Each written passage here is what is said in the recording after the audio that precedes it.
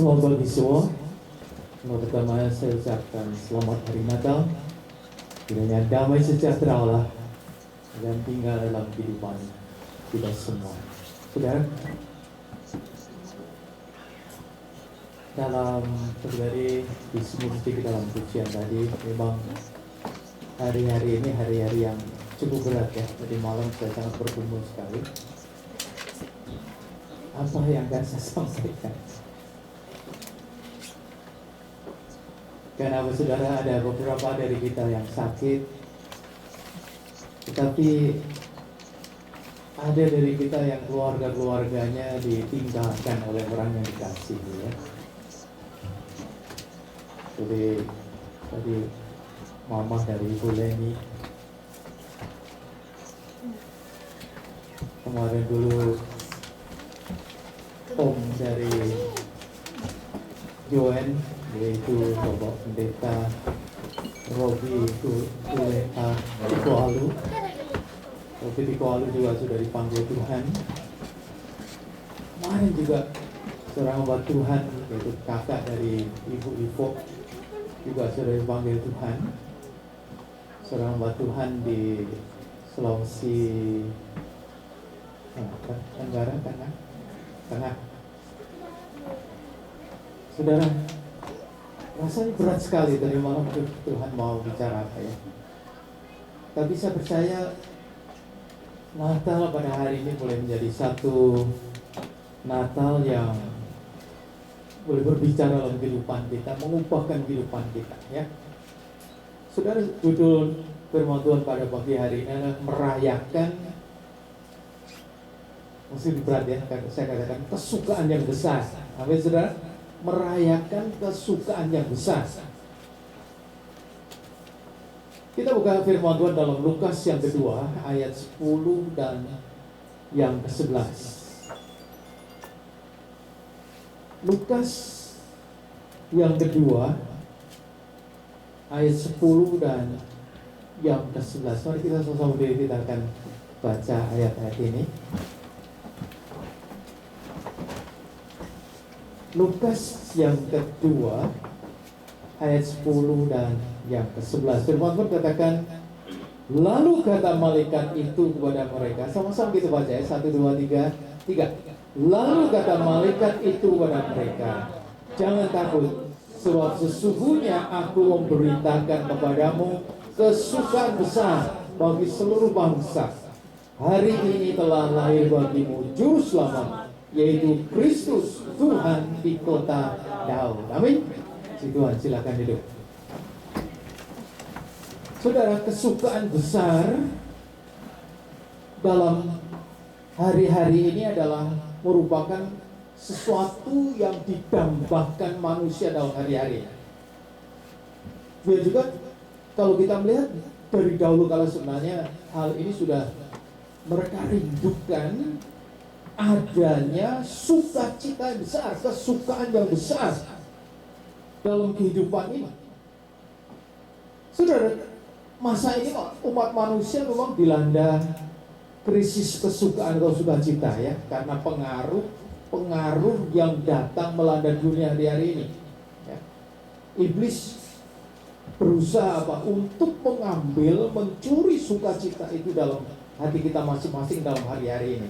Ya, Rasul kita katakan aku sudah terima Yesus sebagai selamat kita, tetapi saudara, iblis bisa mengambil sukacita di dalam hari-hari. Soalnya kita harus bersukacita untuk hari yang Tuhan berikan pada hari-hari ini. Tapi seringkali kita kehilangan sukacita itu. Ya, saudara, kalau kita perhatikan, iblis berusaha untuk mencuri, mengambil sukacita dalam kehidupan manusia, baik dalam kehidupan sehari-hari, dalam kehidupan rumah tangga kita, dalam pekerjaan kita, dimanapun kita berada. Terlebih dengan adanya pandemik yang begitu keras dalam hari-hari ini, dengan peraturan-peraturan yang sangat ketat di tengah-tengah kehidupan kita, saudara, saya perhatikan bukan satu hal yang mudah, ya, bukan satu hal yang mudah. Mungkin sampai saudara mungkin pikir, Untuk senyum aja rasanya mau dipaksakan untuk kita bisa senyum hari-hari. Tapi saudara, memang kita sadar di tengah-tengah keadaan demikian ini, iblis berusaha untuk menghancurkan sukacita yang Tuhan berikan dalam kehidupan kita. Ada satu penglihatan seorang hamba Tuhan. Dia katakan, aku mendapat penglihatan mengenai pasukan neraka. Bagaimana iblis-iblis itu mencekram orang-orang percaya. Mereka datang dalam satu divisi-divisi yang berbeda-beda dengan panji-panji tersendiri. Panji apa itu?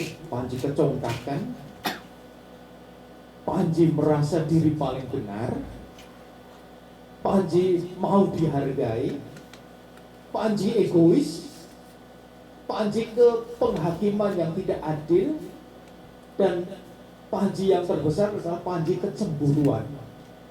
Ini yang sedang dipakai oleh kuasa kegelapan dalam hari-hari ini. Senjata mereka, katakan, adalah pedang yang disebut intimidasi, tombak mereka yang bernama pengkhianatan, anak-anak panah mereka yang bernama tuduhan, gosip, dan cari-cari kesalahan. Para pemandu dan kelompok-kelompok setan dengan nama-nama seperti penolakan, kepahitan, ketidaksabaran, tidak mau mengampuni, dan hawa nafsu. Oleh karena saudara, dikirim memang melalui mendahului itu pasukan-pasukan ini mempersiapkan serangan yang utama. Mereka pergi menyerang jemaat-jemaat dan para gembala sidang, keluarga-keluarga Kristen, entah itu istri, suami, anak-anak, menjadi sasaran untuk serangan kuasa kegelapan ini. Tetapi saudara, yang paling mengerikan hari-hari ini adalah mereka tidak datang dengan kuda perang. Dalam melihat itu dikatakan, tetapi mereka justru mengendarai orang-orang Kristen. Jadi saudara, dengan perkataan lain, orang Kristen sendiri dipakai untuk menghancurkan orang Kristen dan gereja Tuhan dalam hari-hari ini. Jadi kalau saudara lihat dalam hari-hari ini sedang terjadi, ya. Oleh karena saudara, ini merupakan satu hal yang memang kita berusaha begitu keras untuk menghancurkan sukacita yang Tuhan sudah berikan. Ya, saudara, bayangkan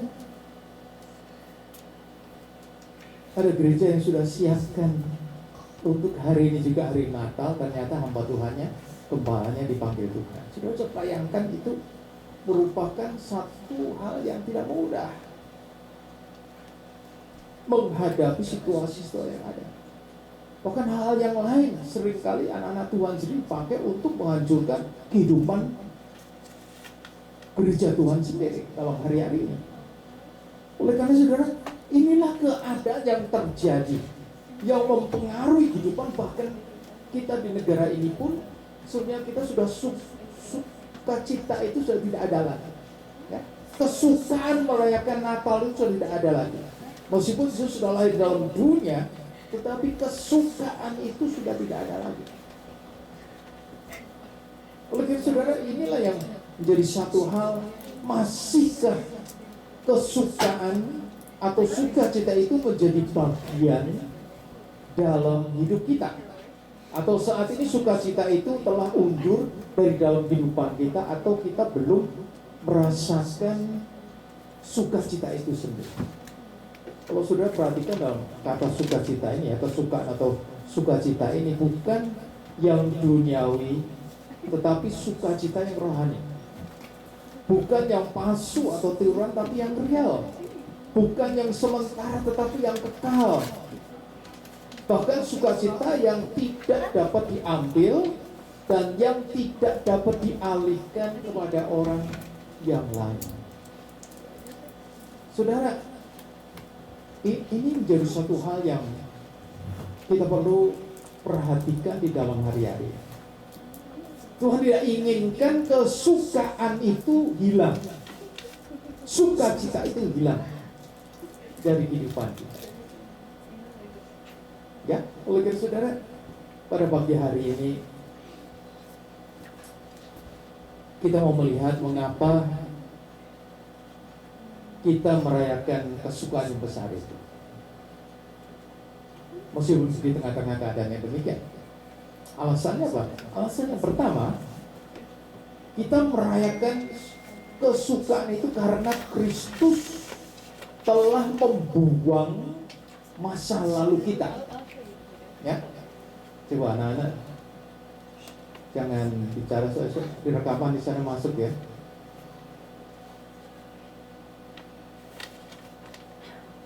Saudara, alasan yang pertama, kesukaan itu kita terima karena apa? Karena Kristus telah membuang masa lalu kita. Ya, saudara, memang kalau kita lihat, kita dengar berita-berita dalam hari-hari ini bukan berita yang sukacita.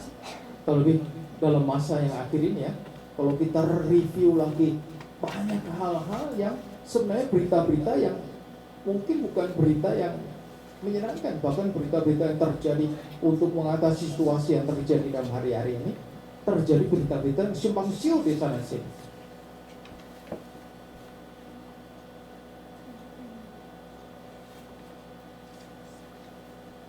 Saudara, kalau kita melihat kembali apa yang Yesus kerjakan, sehingga kehidupan kita sebenarnya yang dahulu kita hidup di dalam dosa karena kita telah melakukan perbuatan-perbuatan yang tidak benar di hadapan Allah.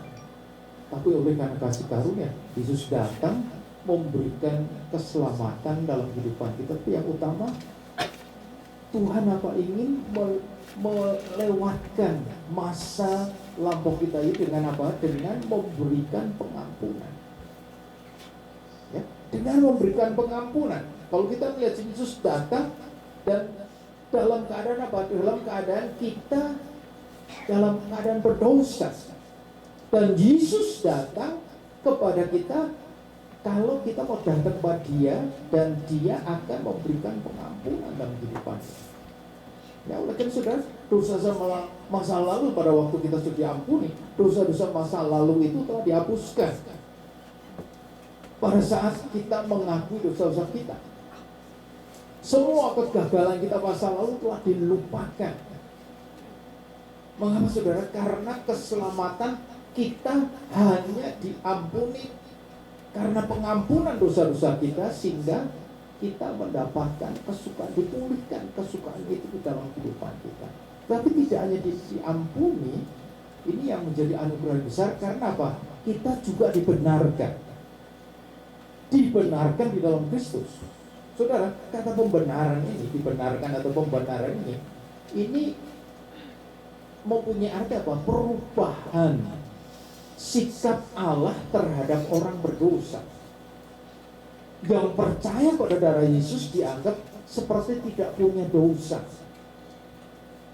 Allah tidak lagi menghukum, semestinya kita dihukum oleh karena dosa kita, melainkan kita diberi pengampunan dosa. Ya, oleh karena saudara, ini satu anugerah yang besar yang Allah berikan dalam kehidupan kita. Karena apa? Kita diampuni dosa kita, tapi kita dibenarkan sehingga kita tidak merasa bahwa kita ini punya dosa lagi. Karena apa? Sudah dihapuskan dosa kita dengan darah Kristus di atas kayu salib. Ya, oleh karena saudara, ini menjadi satu hal yang seperti Mazmur dikatakan dalam Mazmur 103 ayat 3 dan 4. Dalam Mazmur 103 ayat 3 dan 4 di sana dikatakan, Dia yang mengampuni segala kesalahanmu, yang menyembuhkan segala penyakitmu, Dia yang menebus hidupmu dari lubang kubur, yang memahkotai engkau dengan kasih setia dan rahmat. Jadi ini anugerah yang besar berikan dalam kehidupan kita dalam hari-hari ini. Karena anugerah yang besar, sehingga saudara dikatakan kita dianugerahi dengan kasih setia dan rahmat, dilayakkan dalam kehidupan kita untuk menerima anugerah Allah yang besar. Ya, untuk anugerah Allah yang besar. Oleh itu apa yang harus kita kerjakan dalam Yesaya 1 ayat 16? Dalam Yesaya 1 ayat 16 dikatakan, basuhlah, bersihkanlah dirimu, jauhkanlah perbuatan-perbuatanmu yang jahat dari depan matamu, berhenti berbuat jahat. Tapi yang penting juga dalam 1 Yohanes 1 ayat 9 dikatakan, jika engkau mengaku dosa kita, maka Ia adalah setia dan adil, sehingga Ia akan mengampuni segala dosa kita dan menyucikan kita dari segala kejahatan kita. Sebenarnya ini satu hal yang Tuhan kerjakan. Selain mengampuni, Tuhan membenarkan kehidupan kita, sehingga kita dilayakkan ada di dalam kesukaan yang Tuhan berikan. Ya, seperti dari lagu saudara kan, kesukaan bagi hidup. Oh, sudah sukacita, benar-benar sukacita ya. Kalau ini satu hal yang iblis ingin mengambil sukacita ini dari kehidupan kita. Tapi yang kedua, alasannya apa? Merayakan kesukaan karena apa? Karena Kristus beserta kita pada masa sekarang ini. Kristus beserta kita pada masa sekarang ini. Kalau tadi Yesus melupakan yang lampau, tetapi setelah melupakan apa? Yesus berjanji beserta kita pada masa sekarang. Sekarang masa kita dalam dunia ini, ya. Kesukaan yang diterima adalah oleh karena kasih karunia yang dicurahkan kepada manusia melalui anaknya Yesus Kristus. Ya mungkin manusia akhirnya akan anugerah ini ya diberikan dengan cuma-cuma dari Allah kepada kita manusia yang tidak layak. Ya ini anugerah. Ya. Ini merupakan satu kasih karunia. Karena apa? Kita diberi dengan cuma-cuma oleh Allah yang sebenarnya kita tidak layak untuk menerima anugerah itu.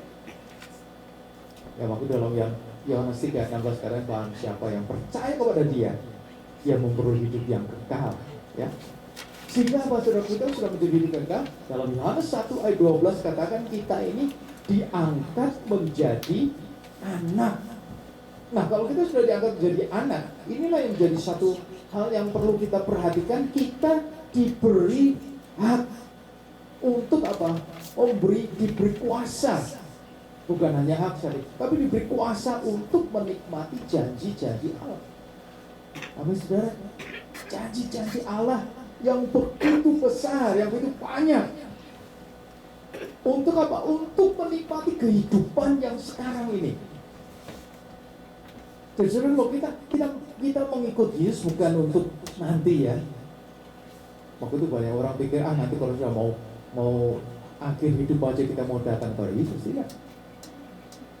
Daripada waktu sudah menerima Yesus sebagai selamatmu, Yesus sudah bekerja. Yesus kita menerima kehidupan kekal mulai daripada saat kita membuka hati untuk Yesus masuk di dalam kehidupan kita, sehingga kita diberi kuasa untuk menikmati janji-janji Allah. Salah satunya apa? Janji penyertaan Allah sampai pada kesudahan Allah. Amin. Ini salah satu janji yang Allah berikan. Maka sudah di sini kesukaan besar itu kita jangan sampai hilang kesukaan ini. Karena apa? Sudah kita diberi janji untuk menikmati pada masa sekarang ini. Pada waktu kita kebuka hati bagi Dia, terima Yesus selamat kita diberi hak menjadi anaknya dan diberi hak untuk menikmati janji-janji Allah. Ya, kita diberi hak untuk menikmati janji Allah. Seperti Yesus datang dan dikatakan Dia sebagai Allah Immanuel, Allah beserta kita. Karena apa? Saudara, Allah ingin menyertai kita. Yesus ingin menyertai kita bukan pada waktu kita butuh saja ya, Bukan pada waktu kita butuh Yesus baru dia menyertai, tapi Yesus menyertai kita. Tapi ini satu hal yang kita harus jalin hubungan kita dengan Tuhan, selalu kita bangun dalam kehidupan. Satu hal juga Yesus janji dalam Ibrani 13 ayat 5b dan 6, saudara, di sana dikatakan satu janji yang memberikan sukacita yang besar, ya, jaminan yang besar. Kenapa? Dalam ayat 5b dikatakan, karena Allah telah berfirman, aku sekali-kali tidak akan membiarkan engkau, dan aku sekali-kali tidak akan meninggalkan engkau. Sebab itu dengan yakin aku dapat berkata, Tuhan adalah penolongku. Aku tidak akan takut apakah yang dapat dilakukan manusia terhadap siapa? Terhadap aku. Amin, saudara. Ini janji yang besar, ya, janji penyertaan Tuhan, kesukaan yang besar, yaitu janji penyertaan pada waktu kita dalam dunia ini. Maka saudara, kalau kita kehilangan sukacita ini, kesukaan yang besar ini, kita tanya dalam kehidupan, masihkah Yesus ada, atau kita masih bersekutu dengan Yesus itu? Rasanya tidak pernah ada sukacita, tidak ada damai sejahtera, tidak ada. Saudara, ini yang terjadi, ya. Ini yang terjadi karena apa? Karena kita kehilangan Yesus dalam kehidupan kita, ya. Karena kita kehilangan Yesus, sukacita kita hilang. Waktu saudara dalam hari-hari ini, saudara, kalau Tuhan sudah melupakan apa yang di belakang, Tuhan mengampuni, membenarkan kita, Tuhan beri hak dalam kehidupan kita apa? Untuk menikmati pada hari-hari ini. Kalau saudara tidak menikmati dalam hari-hari ini, ada tanda tanya besar. Apa yang terjadi dalam kehidupan kita? Ya, kita bukan seperti orang dunia, ya. Tidak ada sukacita sama sekali dalam hari-hari. Kita tidak mempunyai sukacita. Mereka berkumpul dalam hari-hari ini untuk melewatkan Natal yang ada dalam hari-hari. Ini yang sayangkan kalau orang Kristen sendiri terjadi mengalami kehidupan yang seperti ini, terjadi dalam kehidupannya, mengalami hal yang demikian. Saudara, mari kita melihat dalam kehidupan kita, ya. Kalau Tuhan janjikan seperti janji ini, saudara, penyertaan selama ada dalam dunia ini, saudara, sehingga dikatakan dalam ayat 6 tadi, Tuhan adalah penolongku, aku tidak akan takut apa yang dilakukan manusia terhadap aku. Saudara, bersyukur. Saudara, kita merasakannya selama berapa bulan ini, dari bulan Maret sampai Desember ini. Saudara, kita boleh rasakan, kita mensyukuri akan anugerah Allah yang besar, pimpinan Allah, penyertaan Allah dalam kehidupan kita yang tidak pernah henti-hentinya kita rasakan dalam kehidupan. Amin, saudara. Kita rasakan, betul tak? Kita rasakan pimpinan Tuhan yang selalu ada menyertai di dalam hari-hari. Karena apa? Karena ini alasan yang kedua, bahwa Tuhan akan memberikan penyertaan selama kita ada dalam hidup. Tapi yaitu kita harus jaga hubungan kita dengan Tuhan. Jangan sampai kita jauh dari Tuhan. Ya. Tetapi alasan yang ketiga, merayakan kesukaan yang besar, karena Kristus akan bersama dengan kita di masa depan kita. Ya, di masa depan kita. Saudara, bersama Yesus kita akan menghadapi masa depan. Akan ada sesuatu yang lebih indah di dalam yang kita akan alami, ya. Seperti kalau mari kita buka di dalam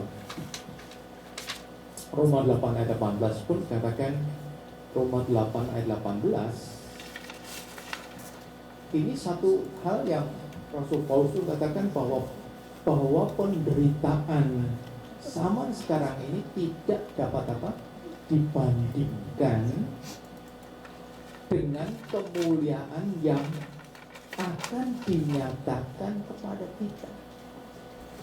Saudara, kalau kita baru menderita sedikit, saudara, jangan terlalu mengeluh dalam kehidupan. Karena apa? Karena masa depan kita ada sesuatu yang lebih indah. yang Tuhan sediakan saat kita tetap tinggal setia di dalam Dia. Ya, dikatakan bahwa penderitaan, karena memang saudara kita masih hidup dalam dunia, segala sesuatu Allah izinkan bisa terjadi dalam kehidupan kita. Ya, segala sesuatu bisa terjadi dalam kehidupan kita, tapi berpatutlah penderitaan zaman sekarang ini tidak dapat dibandingkan dengan kemuliaan yang akan dinyatakan kepada kita. Kristus beserta kita saat ini, dan surgalah yang akan menjadi masa depan kita. Ini yang kita harus kerja dalam hari-hari yang datang ini. Bahkan saudara, kalau kita melihat Rasul Paulus pun pernah ungkapkannya, kematian pun tidak dapat mengambil atau mencuri harapan kita untuk masa depan yang indah. Ya, seperti kalau saudara, mari kita buka dalam Filipi yang pertama. Dalam Filipi yang pertama ayat yang ke-20 sampai 23. Dalam Filipi yang pertama ayat 20 sampai 23 dikatakan, sebab yang sangat kurindukan dan kuharapkan ialah bahwa aku dalam segala hal tidak akan beroleh malu, melainkan seperti sedia kala, demikian pun sekarang Kristus dengan nyata dimuliakan di dalam tubuhku, baik apa? Oleh hidupku maupun oleh matiku. Ayat 21 sehingga Paulus katakan, karena bagiku hidup adalah Kristus dan mati adalah keuntungan. Kenapa saudara dikatakan, tetapi jika aku harus hidup di dunia ini, aku berarti bagiku bekerja, memberi upah, masih dapat melakukan pelayanan-pelayanan yang ada. Jadi mana harus pilih, aku tidak tahu. Ayat 23 dikatakan, aku didesak dari dua pihak. Aku ingin pergi dan diam bersama-sama dengan Kristus, itu memang jauh lebih baik.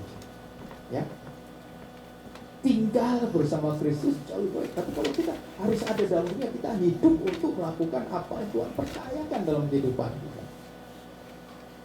Ya, karena kita tahu ada sesuatu yang Tuhan siapkan di masa depan kita, itu satu tempat yang lebih baik.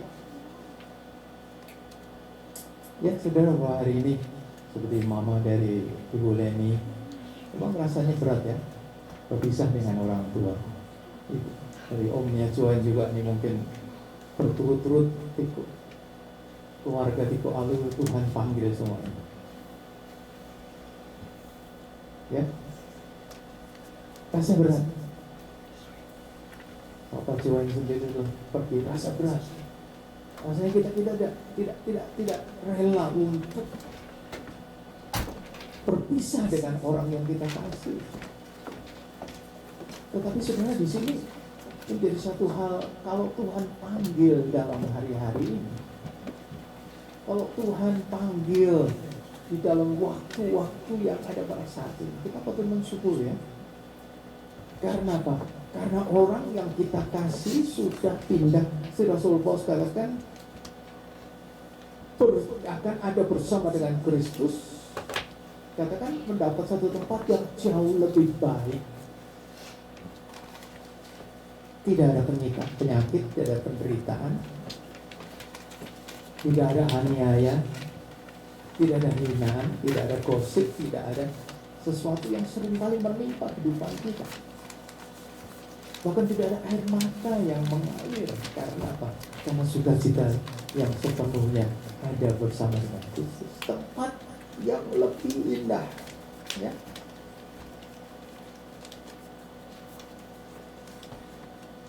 Tempat yang lebih indah. Coba saudara bayangkan, di mana kita bisa mencari tempat yang lebih indah dalam dunia ini? Ada. Ya, beberapa waktu lalu saudara mungkin sudah yang biasa makan di restoran, aduh senang ya bisa makan di restoran, makan indoor ya, karena di luar dingin. Hari-hari tutup lagi. Mana tempat bisa menikmati kehidupan dalam dunia? Ada. Ya, apalagi sekarang orang-orang yang bekerja, baru saja bekerja sudah tutup lagi. Sudah bisa bayangkan betapa beratnya Tetapi sudah di sini jadi satu hal, Tuhan pun menyediakan satu tempat yang sangat indah. Ini kesukaan yang sempurna, kesukaan yang besar yang Allah berikan. Kalau kita tidak kenal Yesus, bagaimana kita bisa akan menikmati kesukaan itu dalam kehidupan kita dan hari-hari ini? Tidak mungkin. Ya, mungkin sudah di masa-masa yang ada ini, kalau Tuhan masih berikan kita kesempatan untuk merayakan hari Natal, saudara, kalau kita saat ini sudah kehilangan sukacita, ya, mari kita minta kembalikan sukacita itu. Ya, kau minta kembalikan sukacita itu.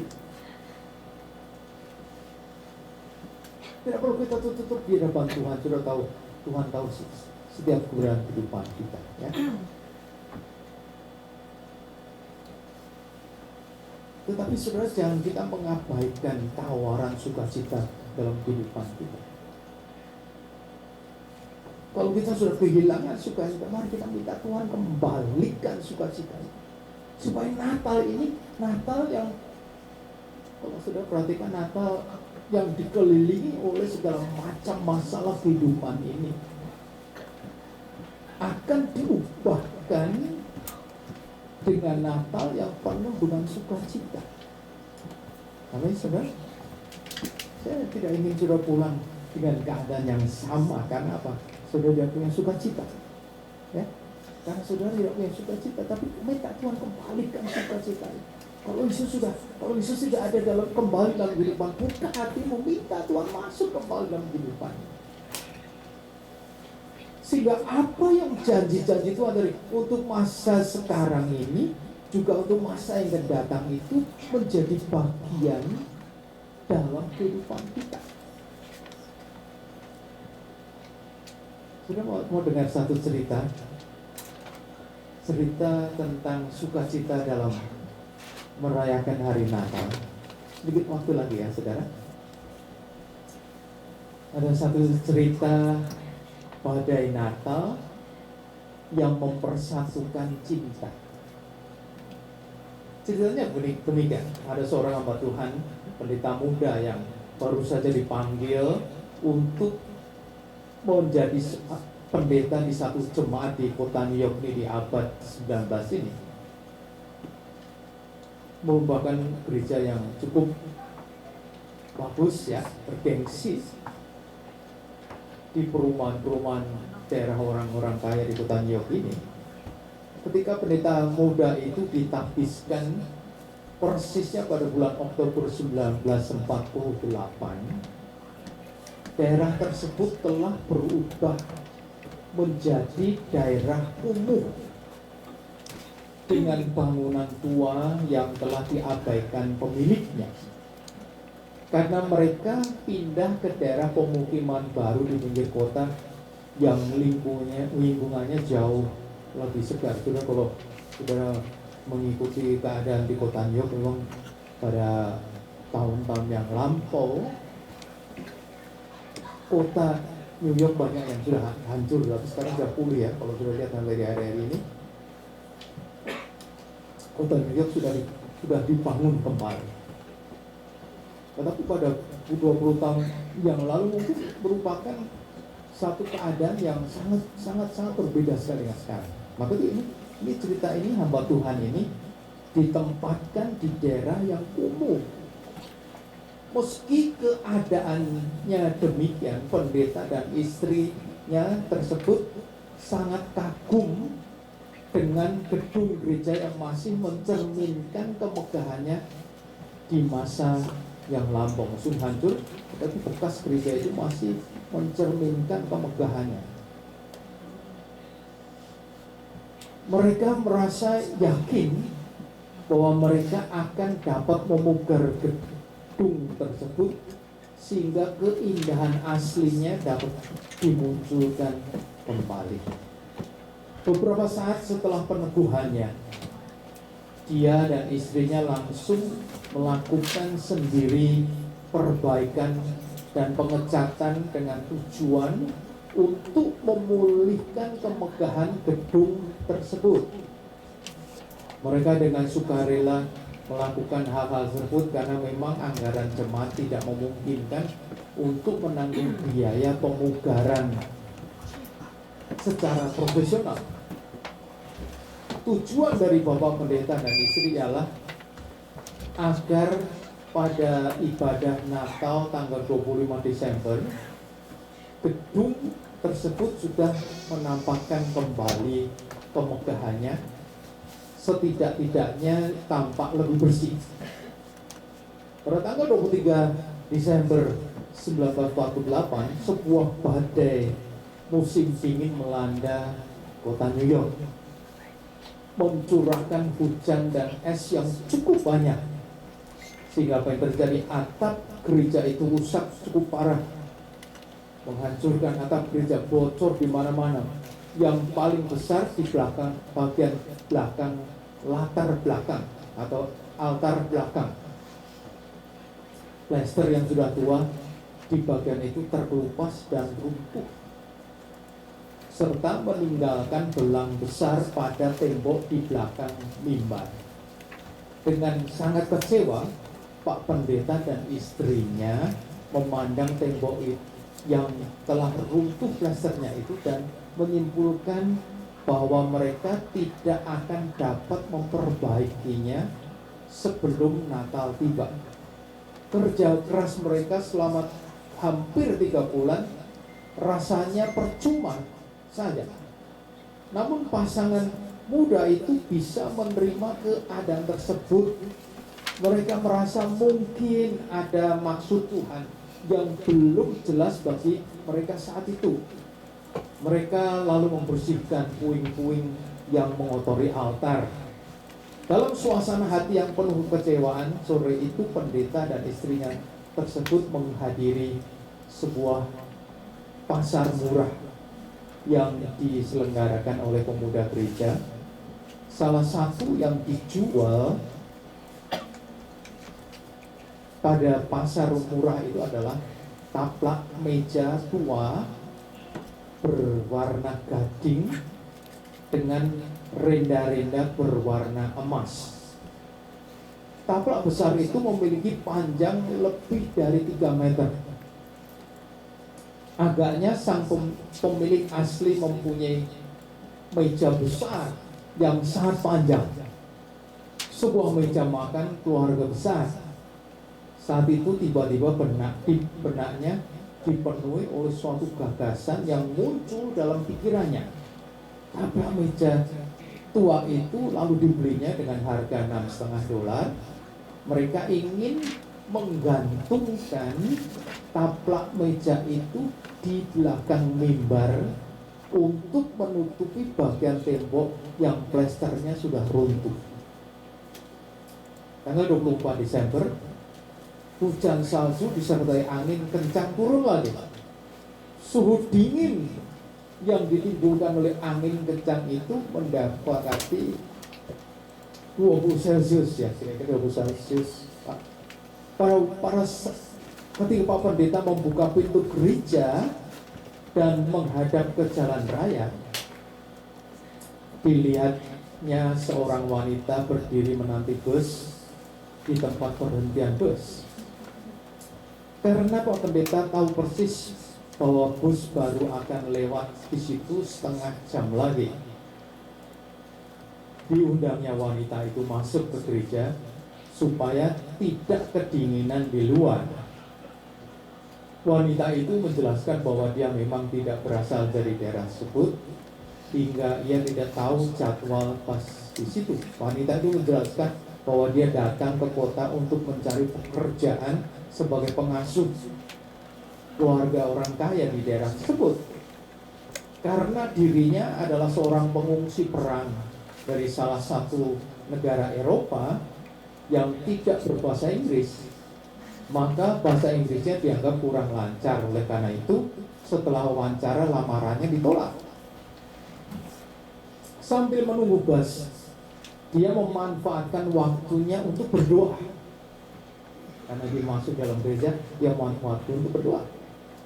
Dia tidak memperhatikan Pak Pendeta yang sedang memasang taplak meja yang baru dibeli di pasar murah untuk menutup dinding yang telah kehilangan plesternya itu.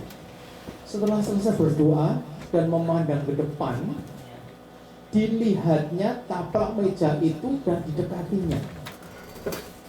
Apa yang terjadi? Dia katakan, ini taplak meja saya. Ya, dia katakan menjelaskan, ini adalah taplak meja untuk acara-acara keluarga besar. Dengan penuh semangat diceritakannya sejarahnya kepada Bapak Pendeta yang masih terheran-heran, yang menunjukkan namanya sendiri dibordir pada salah satu sudut taplak besar itu. Bersama suaminya, dikatakan dia dulu tinggal di Wina, Austria. Mereka melarikan diri dari Nazi Jerman hanya beberapa saat sebelum Perang Dunia Kedua. Mereka memutuskan untuk mengungsi ke Swiss. Mereka sepakat untuk berangkat secara terpisah. Dia berangkat lebih dahulu dan suaminya menyusul. Di kemudian hari, ia mendengar suaminya telah meninggal di kamp konsentrasi Nazi. Karena tersentuh oleh kisah tersebut, Pak Pendeta bermaksud memberikan taplak itu kepada pemiliknya yang asli. Ibu itu berpikir sejenak, kemudian ia menolak tawaran itu dengan alasan karena dia tidak membutuhkannya lagi. Apalagi taplak itu kelihatan bagus tergantung di mimbar, lalu ia berpamitan dan meninggalkan gereja tersebut. Apa yang terjadi selanjutnya? Dalam candlelight service, kemudian malam Natal dengan penerangan lilin, taplak meja itu kelihatan makin indah. Warna-warna emasnya makin menonjol dan berkilat-kilat diterpa sinar dari berpuluh-puluh lilin. Setelah kebaktian berakhir dan para warga gereja meninggalkan tempat ibadah itu, mereka memuji penyelenggaraan ibadah malam itu dan mengomentari dekorasi di belakang mimbar. Apa yang terjadi selanjutnya, seorang lelaki tua menyatakan kekagumannya terhadap taplak meja yang digantung di dinding tersebut dan berkata kepada Pak Pendeta, aneh sekali. Beberapa tahun yang lalu, almarhum istri saya dan saya memiliki taplak meja yang mirip sekali dengan yang tergantung di tembok ini. Saya sangat mempergunakannya untuk acara-acara khusus. Namun waktu itu kami masih tinggal di Wina. Memang udara malam itu luar biasa dinginnya. Tetapi bulu kuduk Pak Pendeta justru berdiri mendengar keterangan Pak Tua itu. Dengan cara setenang mungkin, Pak Pendeta menceritakan kepada Pak Tua itu tentang seorang wanita yang dijumpainya sore tadi. Mungkinkah itu, kata Pak Pendeta, itu sambil mengusap air matanya. Mungkinkah dia masih hidup? Bagaimana cara saya dapat menjumpai wanita itu? Pak Pendeta ingat nama keluarga yang telah mewawancari seorang wanita dijumpai sore tadi dengan didampingi Pak Tua yang gemetar karena tidak dapat menahan perasaannya. Pak Pendeta menelpon keluarga tersebut dan mencatat nama serta alamat wanita tersebut. Dengan mobil diantarnya Pak Tua itu ke sisi lain di kota New York. Lalu mereka bersama-sama mengetuk pintu apartemen wanita tersebut. Ketika pintu dibuka, Pak Pendeta menyaksikan sebuah pertemuan yang penuh air mata sukacita, yang menandai reuni sepasang suami istri yang telah dipisahkan karena niat bersama untuk menyelamatkan diri dari kekejaman Nazi. Mereka dipisahkan lebih dari 10 tahun dan percaya bahwa pasangannya telah meninggal dunia. Sekarang mereka dipersatukan kembali. Saudara, beberapa orang mengatakan bahwa peristiwa tersebut adalah sebuah kebetulan yang luar biasa. Tembok yang runtuh plasternya, taplak meja tua, kecerdikan Pak Pendeta untuk memecahkan masalah. Namun kombinasi peristiwa itu sungguh terlalu kompleks untuk menyebutkan sebagai sebuah kebetulan. Jika saja satu mata rantai yang rapuh dari rangkaian peristiwa tersebut rusak, suami istri tersebut mungkin tidak akan dipersatukan kembali pada hari Natal tersebut. Seandainya hujan deras tidak turun, seandainya atap gereja tidak bocor, seandainya Pak Pendeta tidak pergi ke pasar murah, seandainya wanita itu tidak pergi mencari pekerjaan, seandainya wanita itu tidak berdiri menunggu bis tepat pada saat Pak Pendeta mau itu gereja, seandainya sebuah daftar panjang pengandian yang dapat dibuat sekitar kisah Natal itu, persatuan itu agaknya memang sudah menjadi kehendak Tuhan. Seperti yang sering dikatakan orang, Tuhan bekerja dengan cara misterius, damai di bumi, damai di hati kita. Sudah, ini merupakan satu sukacita yang sangat besar ya.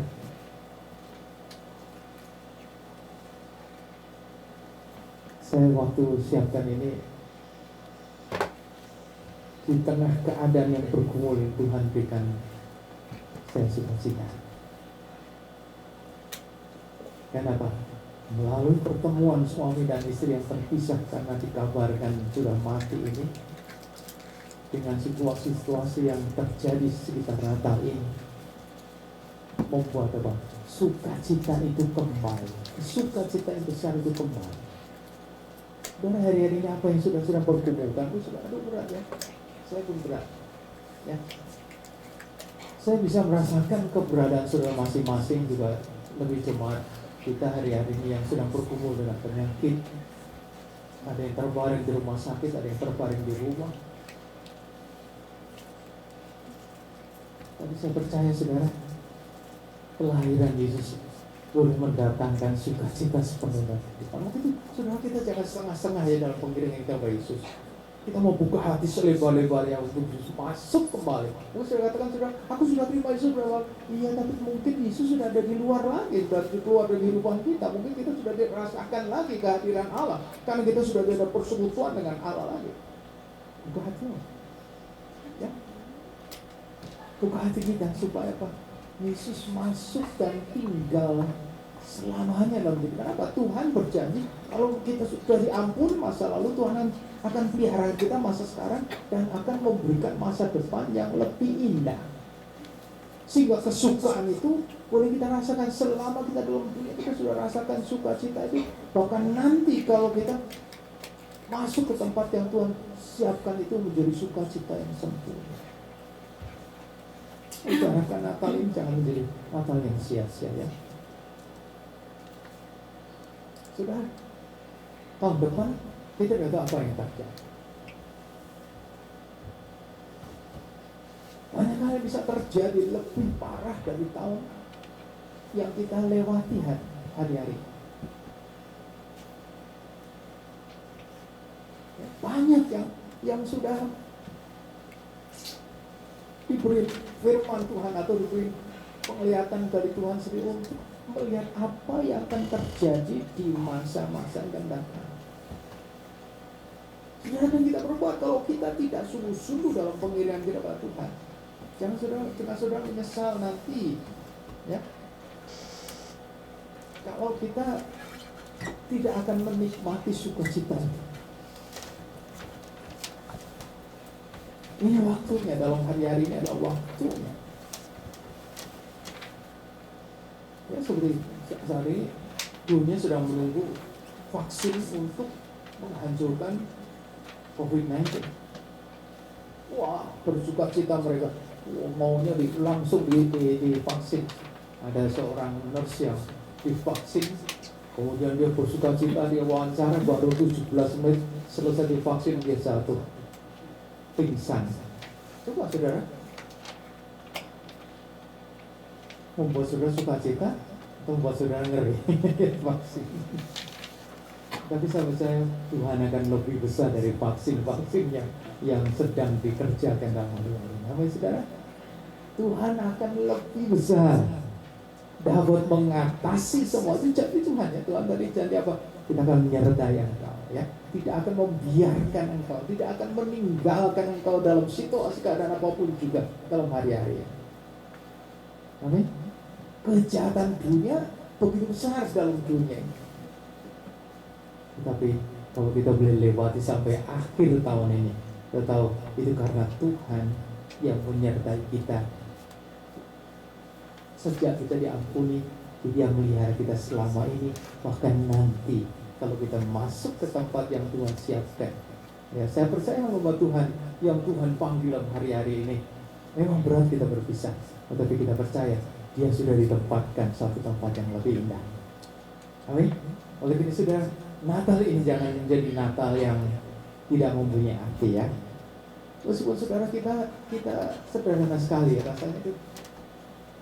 rasanya kok tidak ada sesuatu sukacita yang seperti biasa hura-hura ya, tidak, kita tidak hura-hura, tapi kita mau merasakan sukacita yang benar, yang khusus Tuhan berikan datang dalam kehidupan kita masing-masing. Amin. Saudara, seperti suami istri tadi ya, tidak terpikirkan kalau Natal semua dari rentetan cerita itu bisa membuat mereka bertemu kembali. Sukacita rumah tangga mereka dipulihkan. Sudah hari-hari ini banyak hal yang kita sedang tumuli ya, dalam rumah tangga, dalam pekerjaan, dalam dalam pelayanan juga sudah bayangkan ini bisa terjadi. Jangan sudah pikir pelayanan tidak ada masalah. Banyak masalah. Setan sedang bekerja. Semakin kita diberkati, dipakai Tuhan, semakin tantang cukup berat. Dan saya percaya sukacita Allah ini, kesukaan besar yang Allah siapkan ini akan tetap menjadi bagian kita selama kita di dalam dunia sampai kita masuk ke tempat yang Tuhan siapkan. Asal kita selalu ada membuka hati bagi Dia. Dia tinggal dalam kehidupan kita dan Dia akan menuntun kehidupan kita dari hari ke hari. Lewati apapun yang kita harus lewati, Dia akan jadi penolong kita yang besar. Amin. Si Tuhan, kiranya firman Tuhan ini boleh memberikan kita dorongan untuk masuk ke perayaan Natal yang kita lewati hari-hari ini, bukan dengan lewati begitu aja, tetapi boleh mengubahkan berbicara dalam kehidupan kita, mengubahkan kita dengan sukacita yang sepenuhnya. Bukan sukacita hanya kelihatan pakai baju baru. Ya ini kan beli Bapak Doni katakan pakai baju baru. Tapi saudara, baju baru kalau tidak ada sukacita juga tidak ada artinya Natal ini ya. Tapi hendaklah Natal ini boleh menjadi Natal yang sepenuhnya mengubahkan kehidupan kita, memberikan sukacita yang sepenuhnya dalam kehidupan kita. Kalau kita bergumul hari-hari ini ya, mungkin dengan penderitaan, penyakit dan masalah dan pekerjaan sesuatunya, kita datang kepada Yesus. Dia akan memberi sukacita sepenuhnya. Ya, Tuhan, mari kita berdiri, kita nyanyikan lagu bersamamu, Bapa.